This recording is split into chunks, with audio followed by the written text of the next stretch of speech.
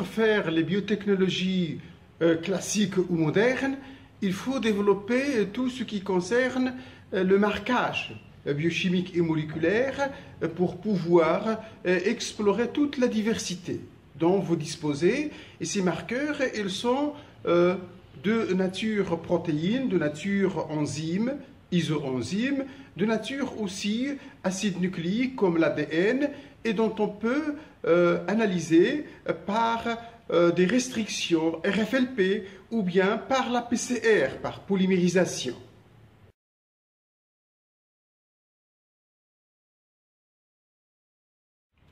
Pour un travail pratique, le choix s'est porté ici sur du marquage isoenzymatique sur le palmier dattier, une espèce qui est Phoenix dactylifera et qui est plus ou moins diversifiée et dont on va faire l'investigation par du marquage isoenzymatique.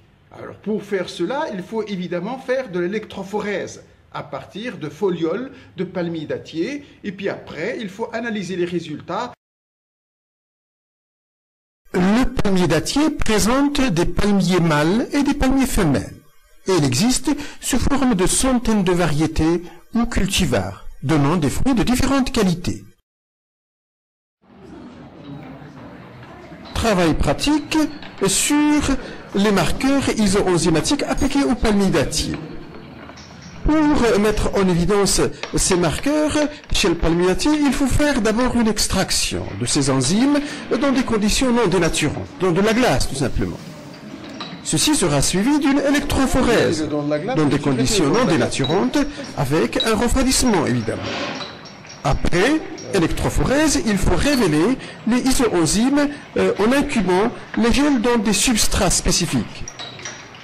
L'extraction se fait ici dans des conditions non dénaturantes à pH 7, contenant de l'EDTA, l'acide ascorbique, mercaptoéthanol et du triton X100. Après broyage, on va récupérer les extraits dans des microtubes qu'on garde dans de la glace, avant de passer à la centrifugation et puis la collecte des surnageants qui contiennent les différentes enzymes qu'on va déposer lors de l'électrophorèse. La centrifugation permet de collecter les surnageants qui contiennent les enzymes, présentes sous forme de plusieurs isoenzymes.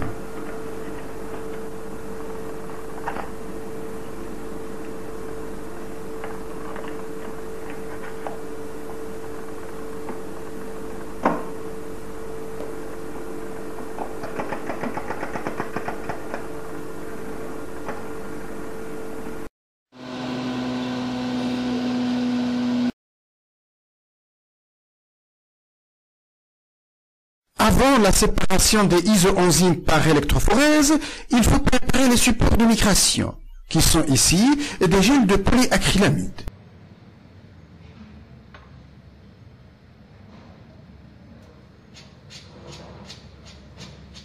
Les gels de polyacrylamide sont au début un liquide. Un liquide mélange d'acrylamide et bisacrylamide dont on catalyse la polymérisation par des substances chimiques. Et on obtient un support qui est solide pour séparer les différentes isoenzymes.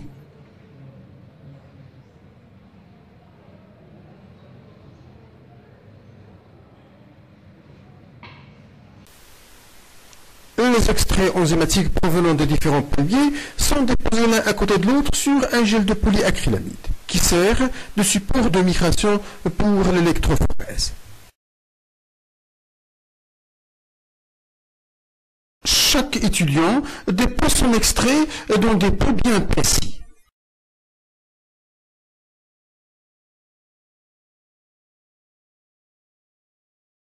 La séparation des isoenzymes par électrophorèse nécessite l'électricité. Un courant électrique continu est délivré par un générateur électrique. On sépare à voltage constant, ici 170 volts. Celui-ci ne doit pas être fort pour ne pas générer du chauffage qui risque de dénaturer les isoenzymes. Généralement, les cuves sont refroidies. Lorsque l'électrophorèse est proche de la fin, il faut préparer les solutions de révélation qui contiennent les substrats des enzymes à visualiser on peut révéler des isoenzymes des estérases, des peroxydases, des endopeptidases, des transaminases, etc.